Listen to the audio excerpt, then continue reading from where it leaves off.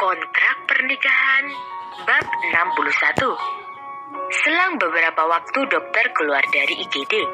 Semua orang mendekati sang dokter untuk mengetahui keadaan Dewi. Bagaimana keadaannya, Dok? Dia tidak kenapa-kenapa kan, Dok? Dia baik-baik saja kan, Dok? Dia pasti selamat kan, Dok? Semua pertanyaan itu mereka lontarkan dan membuat sang dokter agak kebingungan untuk menjawab. Dia hanya mengalami patah tulang di bagian kaki dan tangan kanannya, dan beberapa luka sobek di tubuhnya. Mungkin saat kecelakaan itu, dia sempat melindungi kepalanya. Jadi tidak ada cedera berat di kepalanya, jawab sang dokter. Dia masih bisa jalan kan, Dok? Tanya Ana. Setelah 2-3 bulan, dia akan bisa berjalan seperti sedia kala. Semua orang merasa lega mendengarnya. Mereka segera menemui Dewi di ruang rawatnya. Dew, kamu tahu gak sih? Kamu buat aku takut, kata Bintang sambil memeluk Dewi. Maafin aku ya, Dew, karena aku sudah bersikap keterlaluan padamu, ucap Ana yang juga memeluk Dewi. Tidak apa-apa, aku senang karena akhirnya kalian bisa maafin aku, jawab Dewi. Bi, kandungan kamu tidak apa-apa kan? Tanya Dewi cemas. Kandunganku baik-baik saja. Terima kasih ya, Dew, jawab Bintang. Sebenarnya apa yang terjadi sampai terjadi kecelakaan seperti ini? Tanya Nando. Tadi usai mata kuliah pertama, aku mencari Bintang dan Ana. Aku melihat mereka keluar dari kampus. Awalnya aku mau langsung nyamperin mereka. Tapi saat aku melihat ada mobil yang mengikuti mereka, jadi aku putuskan untuk mengikuti mobil itu. Sepertinya mobil itu memang mengincar mereka berdua. Atau Dewi tidak melanjutkan ceritanya. Atau apa? Tanya Rangga. Atau sebenarnya yang dia incar adalah Bintang. Karena sebelumnya aku juga pernah melihat mobil itu berada di depan rumah Pak Rangga, jawab Dewi. Jika memang yang diincar adalah Bintang, itu artinya Bintang masih dalam bahaya. Tapi siapa yang ingin mencelakai Bintang? Kata Rangga. Aku akan menyelidikinya sekarang juga, kata Nando. Tidak usah, aku yang akan turun tangan sendiri. Aku tidak akan membiarkan siapapun melukai istriku. Apa yang kalian bicarakan sih? Aku kan jadi takut, kata Bintang. Rangga memeluk istrinya itu. Tidak usah takut, aku tidak akan membiarkan hal ini terjadi lagi, ucapnya. Dew, aku sudah menelepon ibumu. Sebentar lagi beliau akan tiba di sini. Terima kasih ya, An, ucap Dewi. Dew, aku pamit dulu ya. Nanti kalau kerjaan aku di restoran selesai, aku akan kembali ke sini, pamit Ana. An, aku temenin ya. Kebetulan pekerjaanku di sini sudah selesai. Alasan saja kamu, Lek. Bilang saja kalau kamu mau kabur kan dari pekerjaanmu di sini, cibir Bintang bercanda. Tahu saja kamu, jawab Alek cuek. Ana dan Alek keluar dari ruangan Dewi. Sayang, kita juga pulang yuk, ajak Rangga. Dia memberikan kode pada istrinya itu untuk memberikan waktu untuk Nando dan Dewi berduaan. Aku dan Mas Rangga pulang dulu ya, Dew. Nanti kita kesini lagi kok, pamit Bintang. Ingat Nando, tugasmu sekarang jagain Dewi, jadi nggak usah mencemaskan pekerjaanmu yang lain. Oke, jawab Nando. Rangga dan Bintang juga meninggalkan ruangan di mana Dewi dirawat. Kenapa kita harus meninggalkan mereka berdua? Tanya Bintang begitu berada di luar. Sayang, kamu tidak lihat kalau tadi Nando mengkhawatirkan Dewi? Tanya Rangga. Jadi Nando... Iya, sepertinya dia menyukai Dewi. Makanya kita harus memberikan waktu untuk mereka, jawab Rangga. Bagaimana keadaanmu? Tanya Rangga pada istrinya. Karena sejak tadi dia lupa menanyakan kabar istrinya tersebut. Aku baik-baik saja, hanya sedikit memar di siku dan lututku, jawab Bintang. Rangga melihat siku dan lutut istrinya yang tampak memerah dan sedikit kebiruan. Tanpa basa-basi, Rangga langsung menggendong istrinya itu dan membawanya menemui Dokter Lisya. Setelah mendapat keterangan dari Dokter Lisha bahwa Bintang dan bayinya tidak kenapa-kenapa, barulah Rangga lega. Anda tinggal oleskan salep ini pada memar istri Anda. Memar itu akan hilang dalam 3-7 hari. Dokter Lisha memberikan penjelasan. Terima kasih ya dok, ucap Rangga. Rangga kembali menggendong istrinya itu. Sayang, cepat turunkan aku. Malu sama Dokter Lisha, kata Bintang dengan suara sedikit berbisik. Kenapa harus malu? Kamu kan istriku, jawab Rangga enteng. Permisi ya dok, ucap Bintang dengan malu-malu dengan tetap berada di gendongan suaminya. Dokter Lisha tersenyum melihat tingkah pasangan di depannya tersebut. Sementara itu, di tempat rawat Dewi, kapan ibumu sampai? Tanya Nando, entah kenapa itu yang keluar dari mulutnya, padahal bukan itu yang ingin dia tanyakan. Mungkin sebentar lagi, jawab Dewi. Kalau kamu sibuk, aku bisa kok di sini sendiri, kata Dewi. Tidak, aku tidak sibuk. Lagian, Rangga kan sudah menyuruhku menjagamu, jawab Nando. Entah kenapa, Dewi sedikit kecewa mendengar jawaban Nando barusan. Tidak lama ada notif pesan masuk di HP Dewi. Setelah membaca pesan tersebut, raut wajah Dewi berubah sedih. Kenapa? Tanya Nando. Ibuku tidak jadi datang hari ini karena dia harus menemani anak bosnya keluar kota, jawab Dewi kemudian menghela nafasnya. Sebelumnya maaf, tapi bolehkah aku tahu apa pekerjaan ibumu? Tanya Nando sedikit berhati-hati. Ibuku seorang ART, makanya dia tidak bisa seenaknya pergi tanpa seizin majikannya, jawab Dewi. Dari matanya terlihat jelas kalau dia sangat sedih karena ibunya tidak jadi datang. Sebenarnya dulu aku punya cita-cita ingin menjadi istri orang kaya agar aku bisa melihat ibuku senang tanpa harus bersusah payah. Tapi sepertinya aku tidak seberuntung itu. Bagaimana kalau aku mengajakmu keliling rumah sakit untuk mengurangi kejenuhanmu? Tanya Nando. Caranya? Nando mengambilkan kursi roda untuk Dewi. Kemudian dia mengangkat tubuh Dewi dan mendudukkan di kursi roda tersebut. Dia mengajak Dewi berkeliling rumah sakit. Di depan poli Opcin, tanpa sengaja dia bertemu dengan kakak kelasnya waktu SMA dulu. Kak Sarah, apa kabar? Sapa Dewi. Sarah kelihatan mencemaskan sesuatu. Baik, jawab Sarah gugup. Kakak bersama siapa di sini? Tanya Dewi lagi. Sayang, ini obat kamu. Seseorang mengatakan itu dari belakang Dewi dan Nando. Suara itu terdengar familiar di telinga Dewi. Orang itu mendekati Sarah tanpa menoleh ke arah Dewi. Tadi kan aku sudah menyuruhmu untuk menungguku di mobil. Kenapa kembali ke sini? Orang itu sepertinya mengkhawatirkan Sarah. Sarah hanya terdiam. Kamu bicara dengan siapa, sayang? Tanya orang itu sambil melihat ke arah Dewi. Dewi dan orang itu sama-sama terkejut. Dewi? Kak Hendri? Kata mereka bersamaan.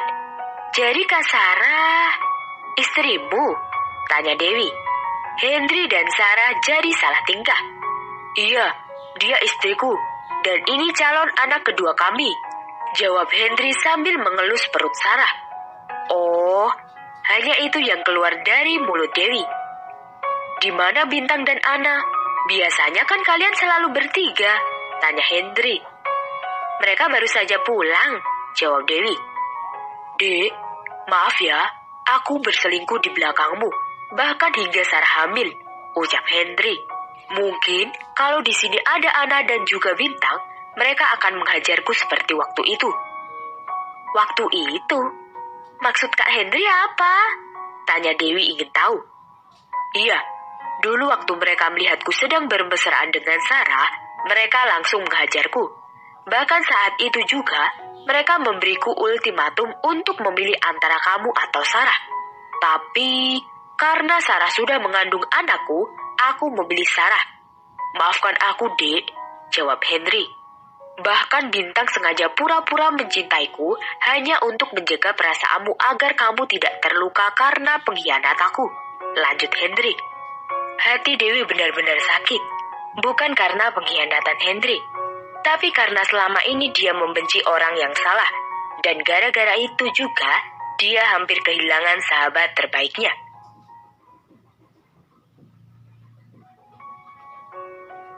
Kontrak pernikahan bab 62. Dewi masih diam sejak bertemu dengan Hendri tadi. Dia semakin merasa bersalah dengan dua sahabatnya. Bahkan dia sempat mengumpat dirinya sendiri yang pernah begitu tega terhadap sahabatnya. Hampir saja dia merusak rumah tangga sahabatnya karena kebodohannya. Meskipun itu semua akhirnya tidak terjadi, tetapi tetap membuatnya semakin merasa bersalah. Apalagi perkataan Hendri sebelum pergi. Kamu beruntung, Dek, punya sahabat seperti mereka yang dengan setia selalu melindungimu agar kamu tidak terluka. Seperti Bintang yang rela berpura-pura mencintaiku agar kamu melepasku dengan ikhlas dan tidak mengetahui pengkhianatanku karena dia tahu kamu pasti akan sangat tersakiti jika tahu hal itu. Air mata Dewi kembali meleleh di kedua pipinya. Nando yang melihat hal itu pun sampai bingung harus berbuat apa. Dew, kamu tidak apa-apa kan? Pertanyaan Nando menyadarkan Dewi dari lamunannya. Tidak, aku tidak apa-apa, jawab Dewi sambil menghapus air matanya dengan tangannya. Apa? Kamu begitu mencintai dia sampai-sampai kamu sesedih ini setelah bertemu dengannya? Tanya Nando dengan hati-hati. Entah kenapa Nando merasa tidak senang jika Dewi terus mengingat mantannya itu. Apa? Apa yang kamu katakan? Bukan begitu. Hanya saja, sepertinya aku harus memberimu waktu untuk sendiri, kata Nando sambil melangkahkan kakinya meninggalkan Dewi. Nando, tunggu. Nando, panggil Dewi, namun tidak dihiraukan oleh Nando. Kenapa dia kelihatan marah? Gumam Dewi. Ternyata Nando kembali ke kantor. Dia butuh menyibukkan diri untuk menghilangkan perasaan kalutnya. Kenapa kamu kesini? Terus Dewi sama siapa? Bukankah ibunya tidak jadi datang?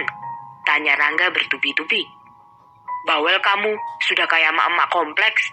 Jawab Nando agak ketus, tidak seperti biasanya yang akan selalu menjawab pertanyaan Rangga dengan sopan. Hehe, beraninya kamu bilang begitu. Aku pecat, baru tahu rasa kamu, kata Rangga. Kamu kenapa? Tanya Rangga yang memang tahu kalau mood orang di depannya ini sedang tidak bagus. Ini semua gara-gara si Hendri.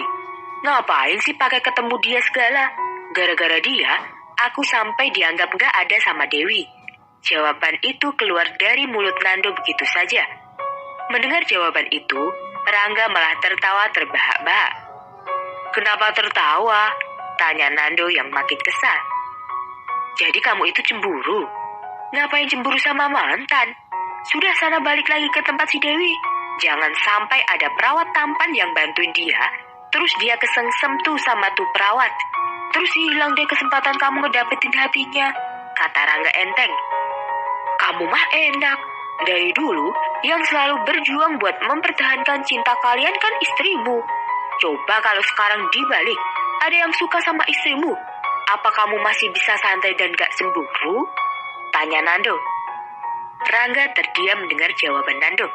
Jika memang itu terjadi pada hubungannya, pasti dia akan menguliti hidup-hidup orang yang suka dengan istrinya tersebut. Sudah, jangan ngomongin hal konyol lagi. Rangga mencoba mengalihkan pembicaraan. Rangga mengeluarkan sebuah USB yang baru saja diterimanya dari salah satu anak buahnya. Apa itu? Tanya Nando. Ini adalah rekaman CCTV yang ada di sekitar TKP kecelakaan itu terjadi. Aku baru saja mendapatkannya dari tangan kananmu, jawab Rangga. Rangga menyalakan komputernya karena dia ingin segera tahu siapa orang yang berani ingin mencelakai istrinya. Di komputer tersebut terlihat jelas bahwa sebuah mobil berwarna hitam yang dengan sengaja melajukan mobilnya dengan sangat cepat ke arah Bintang dan Ana yang hendak berjalan. Di sana juga terlihat bagaimana Dewi menyelamatkan mereka. Rangga segera melihat plat nomor mobil tersebut. Dia juga mengezoom orang yang terlihat mengendarai mobil itu. Dan alangkah terkejutnya dia saat melihat wajah orang itu yang tak lain adalah mantan kakak iparnya itu sendiri, Agung. "Awas kamu, Agung. Kamu sudah berani mengusik keluargaku. Mungkin hukumanmu waktu itu kurang membuatmu jerah," gumam Rangga seraya mengepalkan tangannya. "Nando, cari tahu di mana Agung tinggal sekarang. Aku sendiri yang akan membereskannya," titahnya kepada Nando. Nando segera menghubungi orang suruhannya. Tidak lama kemudian dia mendapat kabar kalau Agung saat ini sedang berada di sebuah hotel X dengan nomor kamar 230. "Aku akan ke sana sekarang. Kamu mau ikut atau?" "Tentu saja aku ikut," jawab Nando cepat. Mereka segera bergegas menuju hotel yang dimaksud. Tepat di depan kamar nomor 230, Rangga dan Nando berdiri. Mereka mengetuk pintu kamar itu.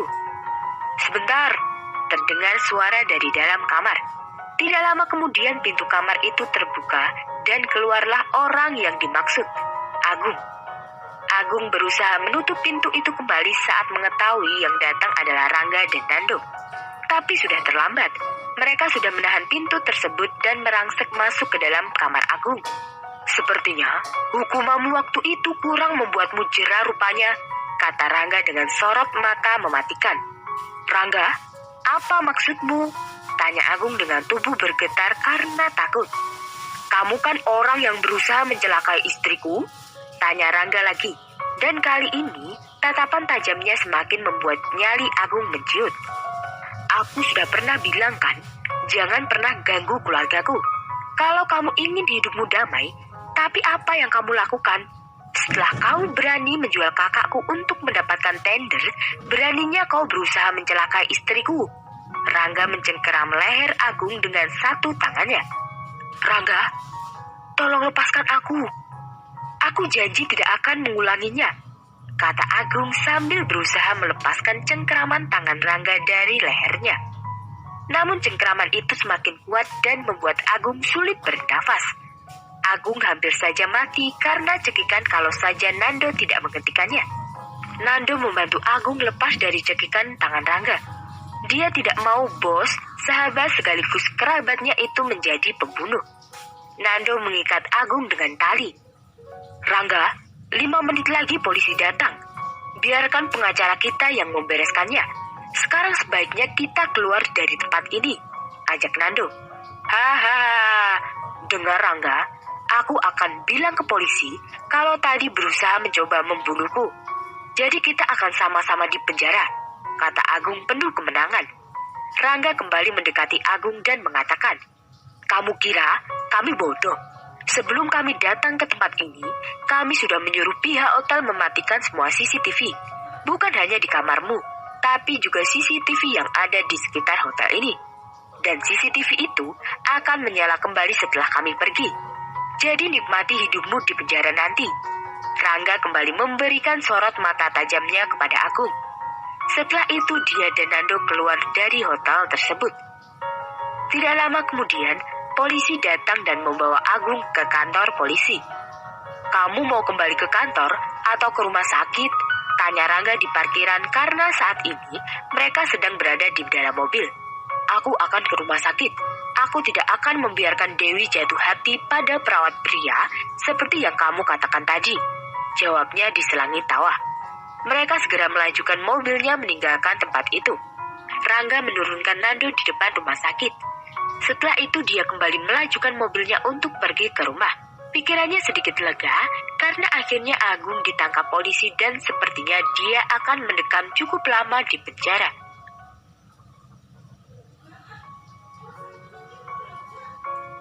Kontrak pernikahan bab 63. Nando segera menuju ke ruang rawat Dewi. Dia melihat Dewi sudah tertidur sambil memegangi ponselnya yang masih menyala. Nando melihat ke arah layar ponsel yang sedang dipegang oleh Dewi. Dia tersenyum saat melihat namanya yang tertera di layar tersebut. Perasaan kesal di hatinya mendadak hilang, digantikan dengan perasaan bahagia. Nando mengambil HP milik Dewi dan meletakkannya di atas nalkas. Kemudian dia membantu Dewi membetulkan posisi tidurnya dan menyelimutinya. Dia menatap wajah Dewi dengan seksama. "Cantik," gumamnya sambil terus menatap wajah Dewi. Pandangannya beralih ke bibir mungil milik Dewi. Perlahan-lahan dia mendekatkan wajahnya hingga jarak wajah keduanya kurang dari 5 cm. Nando segera menjauhkan wajahnya saat Dewi mulai membuka matanya. "Nando, kapan kamu datang? Aku kira tadi kamu marah padaku dan tidak akan kesini lagi," kata Dewi sembari memposisikan dirinya untuk duduk dengan dibantu oleh Nando. "Tadi ada sesuatu yang harus aku selesaikan," jawab Nando seraya duduk di bangku yang ada di sebelah ranjang Dewi. "Tadi aku tidak memikirkan Hendrik kok. Tadi aku hanya mengingat perbuatan bodohku yang hampir saja merusak kebahagiaan sahabatku. Sungguh, entah kenapa Dewi ingin memberikan penjelasan kepada pria di depannya ini. Nando yang mendengar hal tersebut hanya tersenyum simpul. "Istirahatlah, ini masih jam 2 pagi," suruhnya seraya membantu Dewi merebahkan tubuhnya lagi. "Kenapa aku memberikan penjelasan padanya? Bodoh, runtuknya dalam hati. "Tidurlah, aku akan menemanimu di sini," suruh Nando. Dewi menganggukkan kepalanya pertanda setuju. Kemudian dia kembali memejamkan matanya. Keesokan paginya, Dewi terkejut saat mendapati Ana dan Bintang di kamar rawatnya. "Kenapa kalian di sini?" tanya Dewi. "Kenapa? Memang kamu tidak suka kami di sini?" Ana balik bertanya. "Bukan itu. Semalam kan..." Dewi tidak melanjutkan perkataannya. Dia berpikir mungkin Nando kelelahan karena menjaganya semalaman. Bintang mengeraskan suara dehemannya. "Kayaknya ada yang nyari-nyari seseorang nih." Bintang mencoba menggoda sahabatnya itu. "Apaan sih? Enggak kok." Cepat-cepat Dewi menyembunyikan wajahnya yang mungkin sudah memerah karena malu. Tapi kenapa harus malu? Entahlah, pokoknya yang terbesit di pikiran Dewi saat ini hanya ingin menyembunyikan wajahnya karena takut dua sahabatnya ini akan mengolok-oloknya. "Hari ini, Nando tidak kesini. Katanya ada urusan mendesak. Jadi kami akan seharian menemanimu di sini," kata Ana. "Memang kalian nggak kuliah?" tanya Dewi. Ana dan Bintang menggelengkan kepalanya. "Terus bagaimana dengan pekerjaan di restoran?" tanyanya lagi. "Aku sudah menghandlenya. Tenang saja," jawab Ana. "Pokoknya hari ini kita akan menghabiskan waktu kita di sini," tambah Bintang. Mereka pun berpelukan, seperti yang mereka lakukan dulu saat salah satu dari mereka sakit atau punya masalah. "Terima kasih ya karena kalian sudah memaafkan aku. Terima kasih sudah kembali menjadi sahabatku. Dan terima kasih karena sudah menjagaku selama ini," ucap Dewi dengan mata berkaca-kaca. Bintang dan Ana kembali mengeratkan pelukan mereka. Ketiganya hanyut dalam suasana yang penuh haru. Jam 6 sore, seorang wanita datang ke kamar Dewi dengan terengah-engah. "Dewi," panggil wanita itu. Dewi dan kedua sahabatnya menoleh ke sumber suara itu. Dengan setengah berlari, wanita itu mendekati Dewi dan memeluknya. "Maafkan ibu ya nak, ibu baru datang. Ibu betul-betul minta maaf," ucap wanita itu dengan diiringi air mata. Wanita yang datang itu adalah orang tua Dewi, Yanti.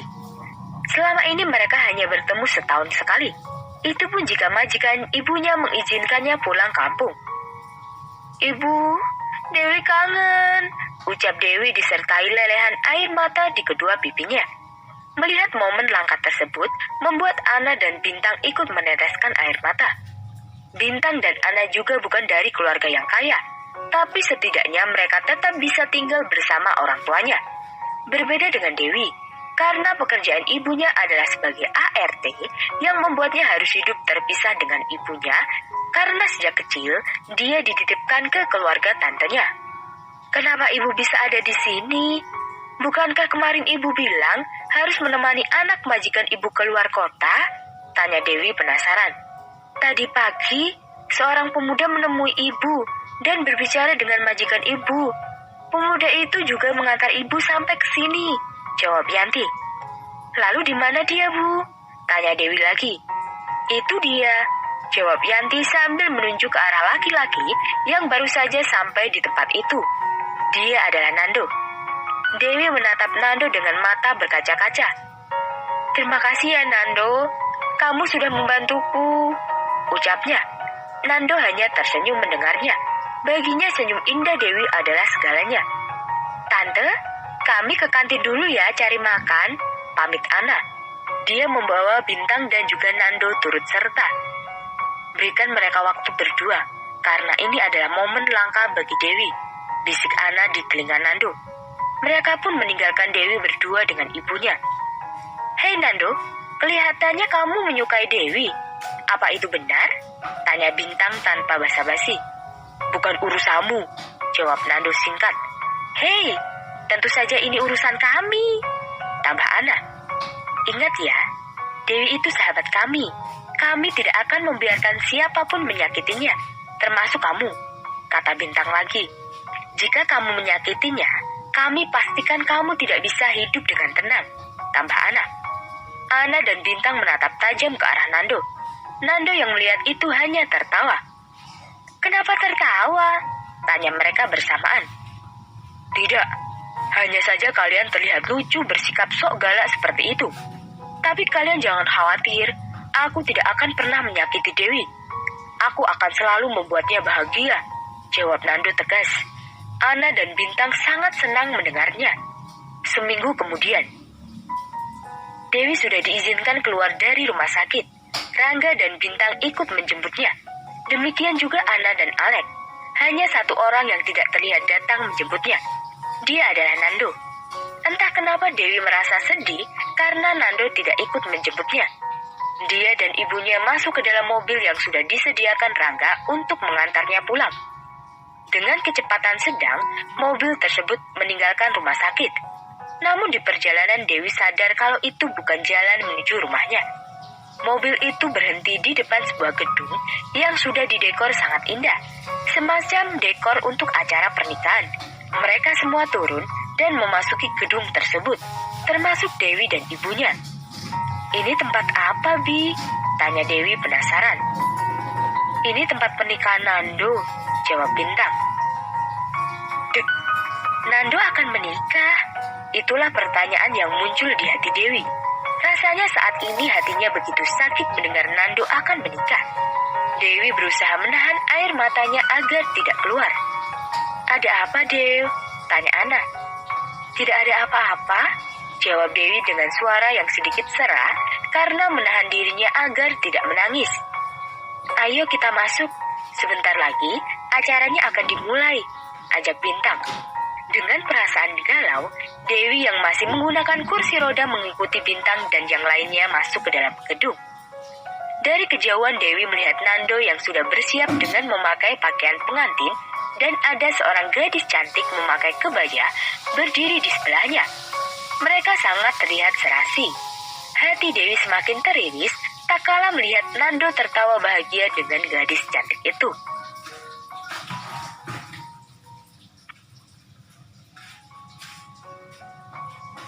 Kontrak pernikahan bab 64.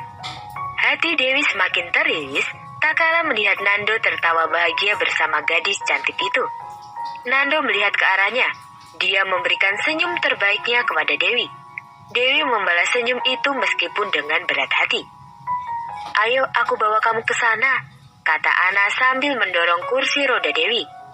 "An, aku tidak ingin ke sana. Aku ingin pulang dan istirahat." Dewi memegang tangan Ana yang berada di gagang kursi. "Tapi Dew, Nando sudah menunggu kita semua loh." Ana berusaha membujuk Dewi agar tidak pergi. "Baiklah, aku akan mengucapkan selamat padanya. Setelah itu, aku akan pergi," kata Dewi. Ana, Dewi, dan yang lain pergi ke tempat di mana Nando berdiri. "Selamat ya Nando, semoga kalian bahagia," ucap Dewi seraya mengulurkan tangannya kepada Nando. Nando menatap ke arah Ana dan Bintang. Kemudian dia tersenyum. Sudah, aku benar-benar sudah tidak tahan lagi," kata Bintang sambil tertawa. "Kenapa kamu tertawa, Bi?" tanya Dewi bingung. Dan dia semakin bingung saat melihat Ana dan yang lain juga ikut tertawa. "Kenapa kalian semua tertawa?" tanya Dewi yang mulai kesal. Dewi terkejut saat Nando berlutut di depannya dan menyodorkan sebuah kotak berisi cincin kepadanya. Dewi, mungkin aku bukanlah laki-laki yang kaya, yang selama ini kamu impikan untuk menjadi suamimu. Tapi aku berjanji padamu akan selalu berusaha membahagiakanmu dan memenuhi semua keinginanmu. Dewi, maukah kau menikah denganku? Menjadi istri sekaligus ibu dari anak-anakku kelak? Tanya Nando. Dewi menatap Nando dengan mata berkaca-kaca. Aku mau, jawab Dewi. Nando langsung memeluknya. Tunggu.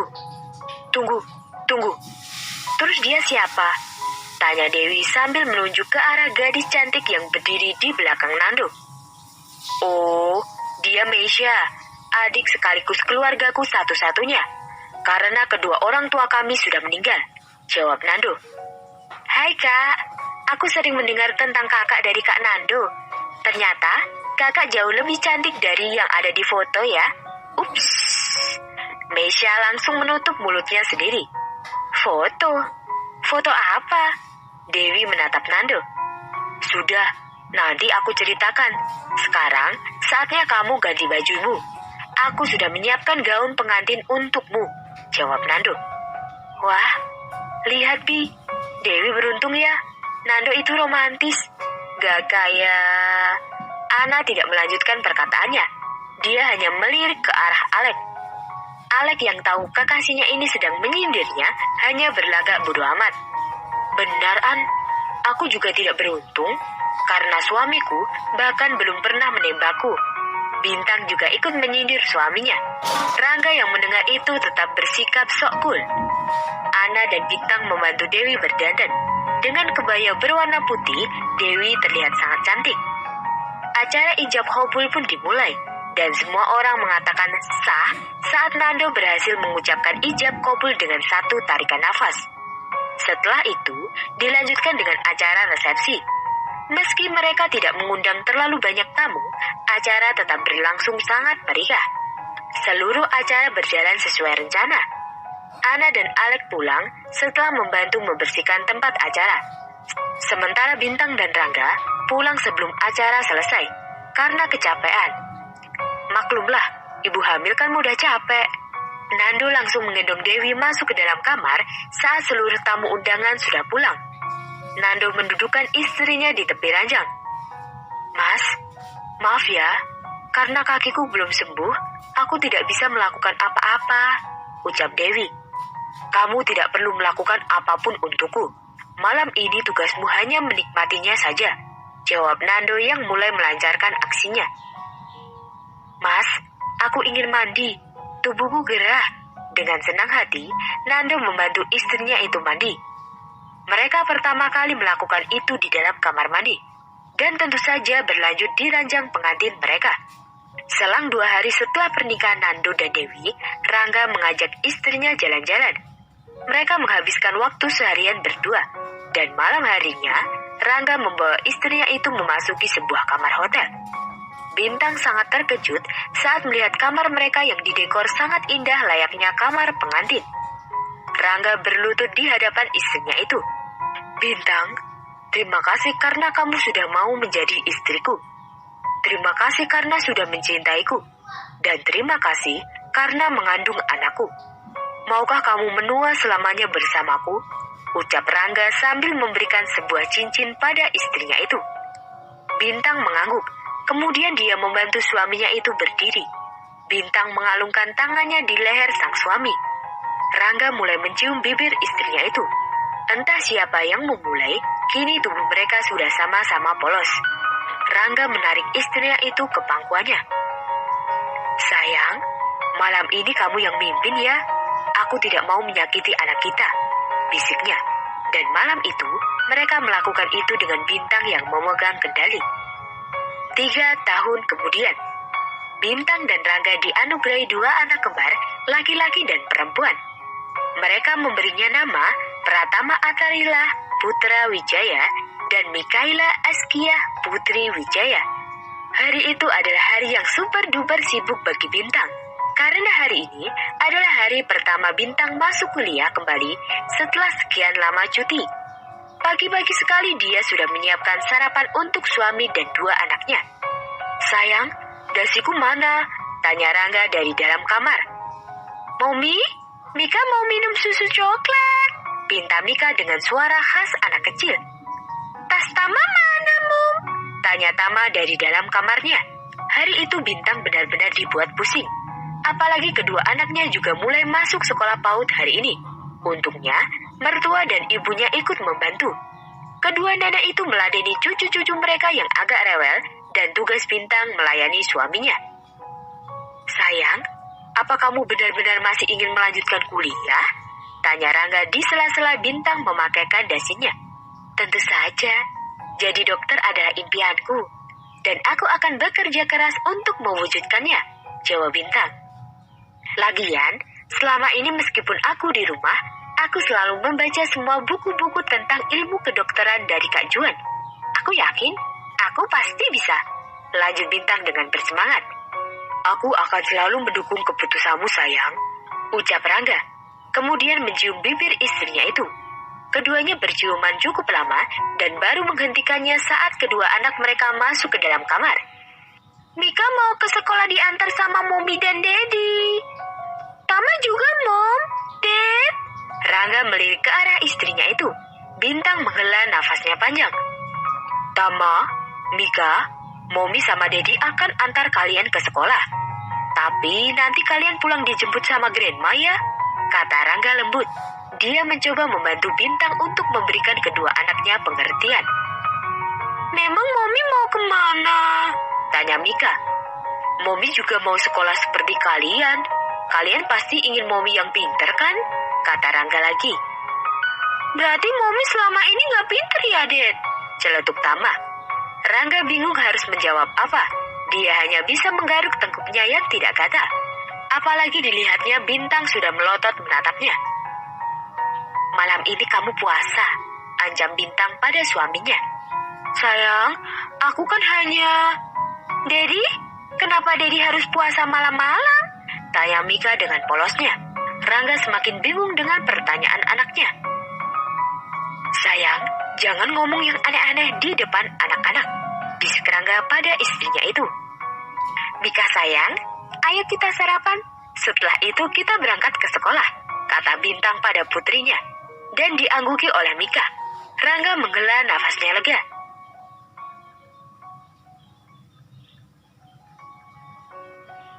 Kontrak pernikahan bab 65. Bintang membawa kedua anaknya menuju meja makan, diikuti oleh Rangga di belakangnya. Semuanya sudah berkumpul di meja makan dan memulai ritual pagi mereka, yaitu sarapan. "Ma, nanti siang Mama yang jemput anak-anak ya," pinta Rangga pada mamanya. "Kamu jangan khawatir, Mama akan menjemput mereka tepat waktu," jawab Mia. "Grandma, puasa itu apa?" tanya Mika dengan mulut yang masih penuh dengan makanan. Dia masih penasaran dengan kata-kata puasa yang tadi didengarnya. Bintang dan Rangga saling tatap, berharap mamanya tidak tahu maksud kata puasa yang ditanyakan Mika. "Mika, Nenek bilang kalau kita sedang makan dilarang bicara," Tama mengingatkan kembarannya itu. "Tama benar kan, Dek?" tanya Tama kepada Rati.